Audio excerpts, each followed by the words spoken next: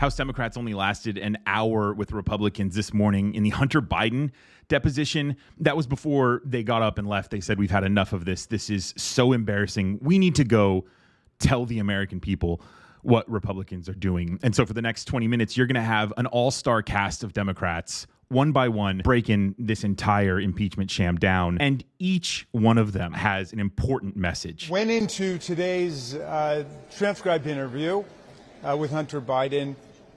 We had a dozen witnesses who had told us that Joe Biden was not involved in any way in Hunter's business, that he did not profit from Hunter's business, and that he rendered no official favors or benefits to Hunter's business. And nothing that we've heard from Hunter Biden has changed that in any way. In fact, he has emphatically and repeatedly underscored to the Republicans that his father was not involved in any way in his businesses, did not profit from his businesses, and Hunter neither asked him for any official favors nor received any official favors from Joe Biden. So what we saw, I think, was a rather embarrassing spectacle where the Republicans continued to belabor completely trivial points. They seem to be obsessively focused on speakerphones and use of speakerphone. I did not know that that was the devil's technology, but apparently it is. I believe, based on this first hour, that this whole thing really has been a tremendous waste of our legislative time and the people's resources. But I would love to have each of my colleagues come up and share their sense of what we just witnessed. And we'll start with the vice-ranking member of the Oversight Committee, and then we'll go to Sure thing. Thank you. Thank you so much, Ranking Member Raskin. I think the ranking member stated it completely. What we just witnessed over the last hour was, I think, a deep-sea fishing expedition, because the Republican case has completely fallen apart over the last several weeks. After it's been exposed that the critical, one of their most key pieces of information was based on a source that was in communication with Russian intelligence, they are now trying to scramble to find anything to substantiate their fairy tale, is what we should call this. But I think more disturbingly, what we are seeing is just a complete and inappropriate expedition into the president's son, and for matters and subjects that are completely unrelated to an impeachment investigation. And I think it is extremely disturbing to see the lack of professionalism, the lack of grounding, and the abuse of public resources and abuse of public power in order to pursue something that truly, whose point at this juncture is very unclear. And with that, I hand it back. Mr. Swalwell, the Judiciary Committee. Thank you. They've got nothing. That's what we just witnessed for the last hour.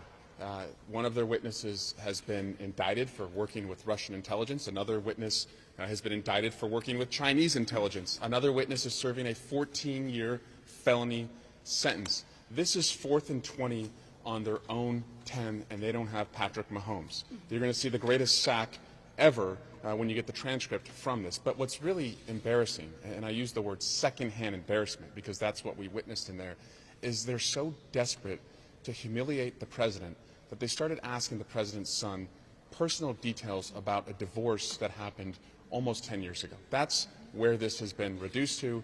And they're doing all this, by the way, when we're just days away from the government shutting down. We're critically in need of funding for Ukraine, the humanitarian crisis over in the Middle East, and more security and a broader immigration plan in this country. They're wasting time, squandering an opportunity to do that, because they've never accepted Joe Biden as the president. And now, in this last Hail Mary effort, they're going to try and pull off something. I promise you, past this prologue, it's not going to work. All right, let's go back to the oversight side. Dan Goldman. Sure, I'll be brief. I want to be very clear. That first hour of this much anticipated testimony was the nail in the coffin to what is a complete bogus and sham impeachment inquiry. Not only were they unable to show any connection between Hunter Biden's business and President Biden, but Hunter Biden gave very detailed and clear explanations as to what his arm's length business transactions were with private parties in foreign countries who are investors and business people, like many people would have. He went through a laundry list of board seats and jobs that he has had over his 30-year career after he left Yale Law School, and he withstood some inappropriate attacks even in the first hour. So it is not simply there's no connection to the president, which we've known all along and which was made clear again, but there is a very understandable, coherent business explanation for every single thing that they asked for.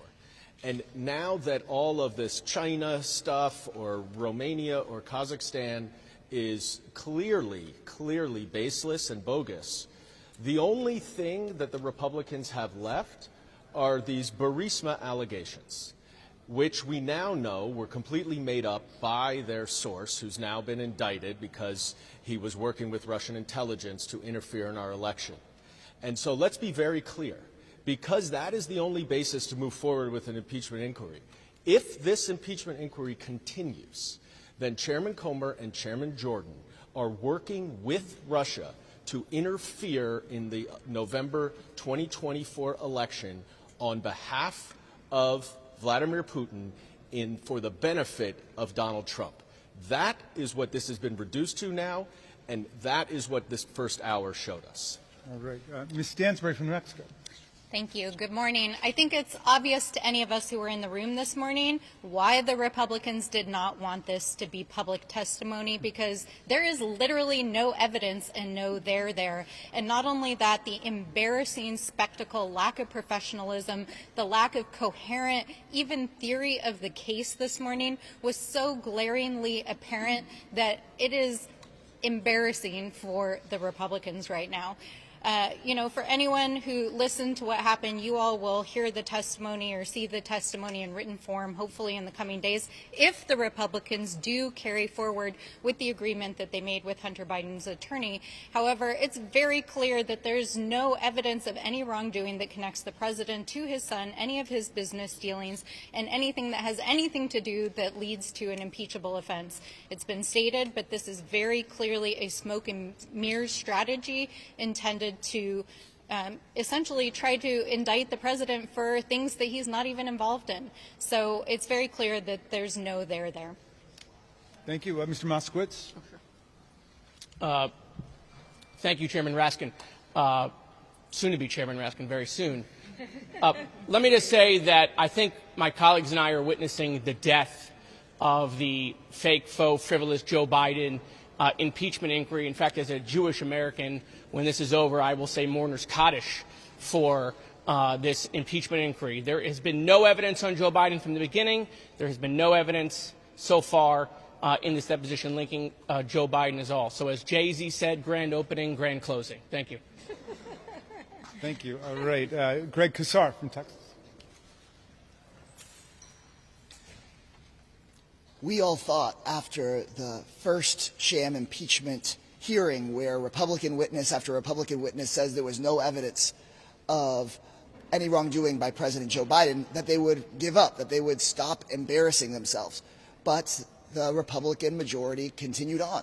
We all thought that after their key witness was indicted for lying to the FBI about Hunter Biden and was meeting with Russian intelligence, that they would stop degrading themselves, that they would stop debasing themselves. But at Donald Trump's behest, they've continued on. And now, really, I cannot believe that they have found a new low. It is so embarrassing to sit in the room for an hour while they try to weave conspiracy theory after conspiracy theory that only embarrasses them further. So, as the as members of Congress on the Oversight Committee, our job is to be defenders of the truth. Not for one presidential candidate or another, but to defend the truth. And the baseline truth that we have found is that the Republican majority are gluttons for punishment. They will continue to find new lows that the American people didn't think were even possible just because Donald Trump wants them to. And so it is really such a shame. If it weren't so shameful, it would be funny. But unfortunately, it's really tragic that the majority in the House of Representatives of the U.S. Congress will continue to debase themselves, degrade themselves, and ultimately degrade their office in this way. Thank you. Mr. Conley from Virginia. Thank you. Thank you. I just want to say this is a feckless enterprise and a desperate attempt by our Republicans to salvage something of a totally discredited inquiry. I go back to what Mr. Swalwell said. Remember, this is all predicated on testimony originally provided them by 4 witnesses, one of whom is in jail, one of whom has been accused of being a Chinese spy, and the third one also in jail for lying to the FBI and possibly being an agent of Russian intelligence. What committee in Congress wants to hang its hat on that kind of evidence and that kind of basis? Enough said. Very nice. Mr. Garcia.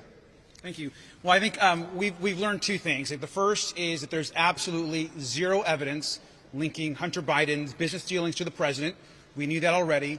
And the second thing that's really important here is a reaffirmation that Republicans apparently hate parents and sons and families that talk to each other by phone often. The one thing that was relatable to a lot of us is that we learned again that, yes, of course, the president and his son have a good, warm, personal relationship, and yes, they talk by phone, and yes, they care and love each other, and that's not something the Republicans should continue to attack over and over and over again. There is zero evidence linking, again, the president to Hunter Biden's business.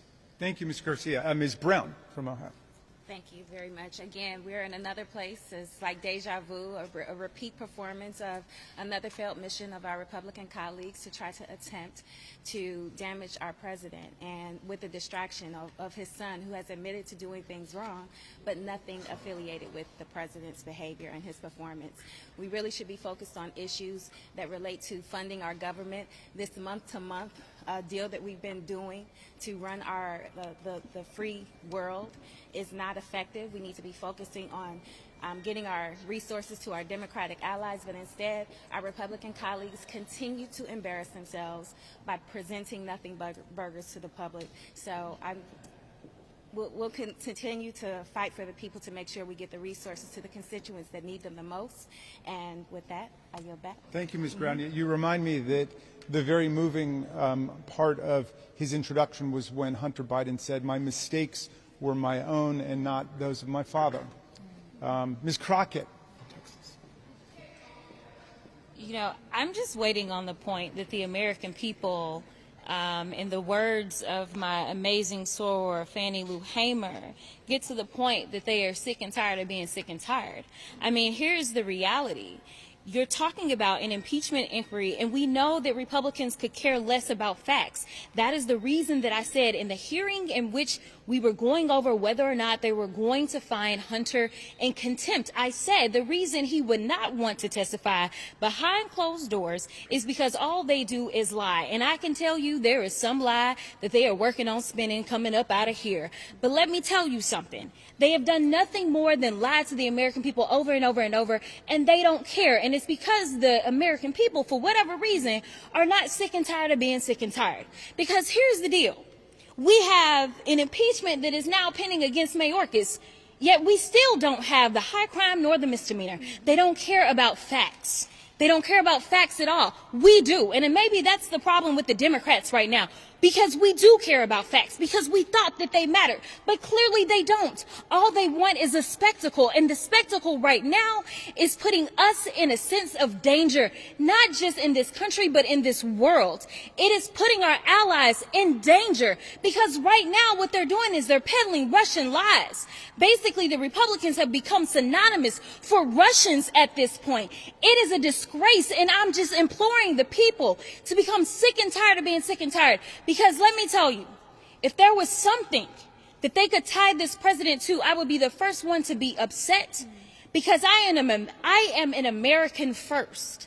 I was elected by my district to represent them as U.S. citizens. I wasn't here to do the peddling of any president. But at this point in time, just like the BS that we see going on with the other impeachment, there is nothing more than BS. And we know that you can't have something that is built on a house of cards. We know that there is no foundation. So the fact that we even showed up today, and we showed up early, and it wasn't to make sure that we could keep the lights in the government open. That's not why we showed up early. We showed up early because they wanted to take an opportunity to take punches at the president's son. And I am going to re-urge the American people to recognize we're talking about his son. We're talking about someone who is an actual citizen, just a regular citizen. We're not talking about somebody who could not pass a background check, yet somehow ended up being appointed to his administration. That's not what we're talking about. We're talking about a son that was struggling, a son that lost his mom, a son that lost his brother, a son that lost his sister, a son that has had a father that has been in politics since he was 2 years old. This has been his life. He knows what he's doing. He knows what he can't do. I'm telling you that this is a waste of time, and we need to get back to this people's work. I am tired. The Republicans are going to lose the House, and y'all run this back for them when they do. They're going to lose the House because they have lost focus of what our job is, and our job is to take care of the American people, and that's the last thing that they've done. Thank you, Ms. Crockett. And our distinguished colleague from the Judiciary Committee, Ms. Escobar. Thank you so much. I was about to call you chairman as well. That's all right. I want to thank my colleagues for the incredible job that they have done over this lengthy impeachment process, this sham that really the Republicans should be absolutely embarrassed by and ashamed of. But I think it's important to emphasize the recklessness of what is happening here today. Not only are we jeopardizing the institutions that the American people depend on, but this is nothing more than a distraction from what Republicans don't want us to pay attention to. They don't want us to pay attention to the fact that they cannot govern. They are absolutely either unable or unwilling to govern. They need to get back to the business at hand, which is funding the government. We're standing here on the eve of a government shutdown. Standing here on the eve of telling the American people that agencies will be shuttered, people won't get paid, and a really an unnecessary decline in our ability to deliver for the American people, and it all is because of the GOP.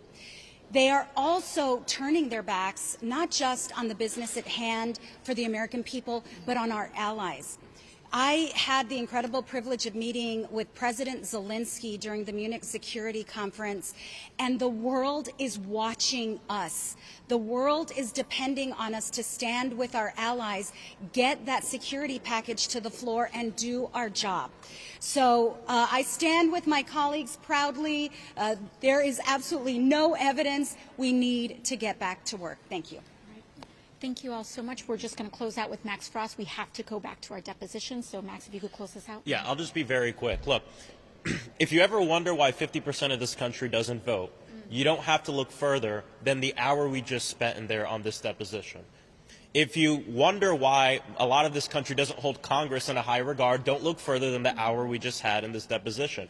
A fishing expedition, like Vice Ranking Member Ocasio-Cortez just brought up, looking into things that, number one, have nothing to do with the president, spending 10 minutes talking about the technology of a speakerphone, spending multiple minutes talking about a rope line interaction.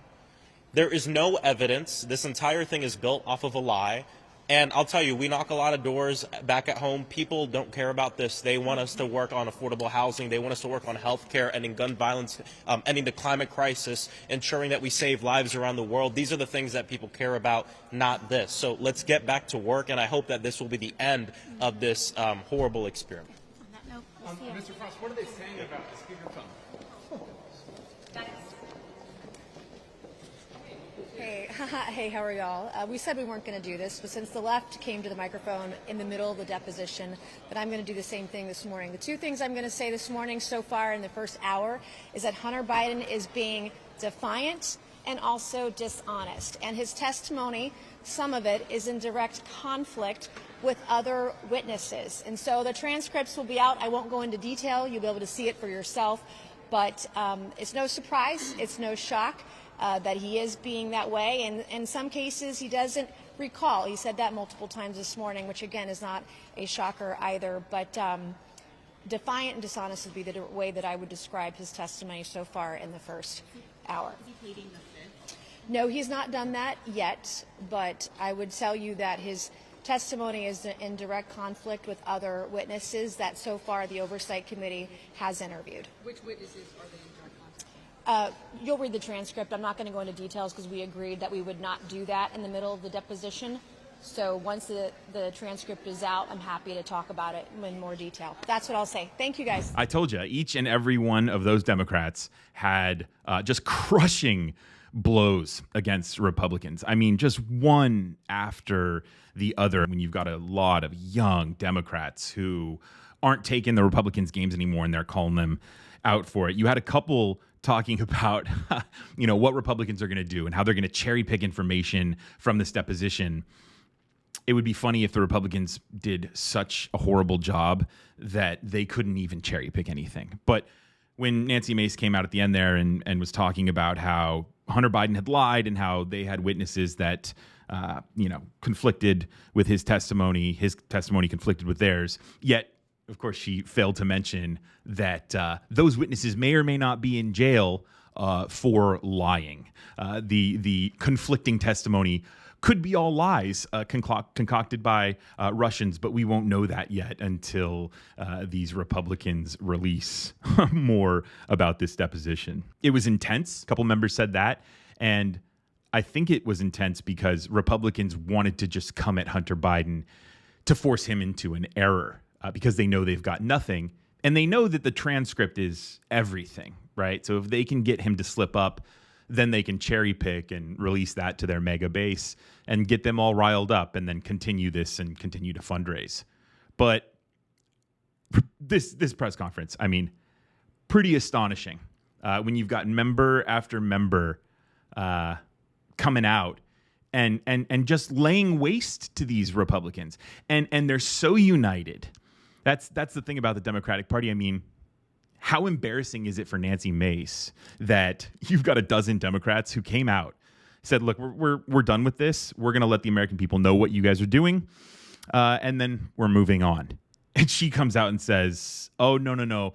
He lied in his testimony. We have witnesses to prove it. She's asked, who are those witnesses? Well, you'll see later. Of course, Republicans send one person out to spend 1 minute with the press while Democrats are like, hey, look, we'll spend as much time as we need here to break this down and explain this to you. We'll answer your questions. We'll, everybody, we're all on the same page here. We don't need, to hide behind closed doors.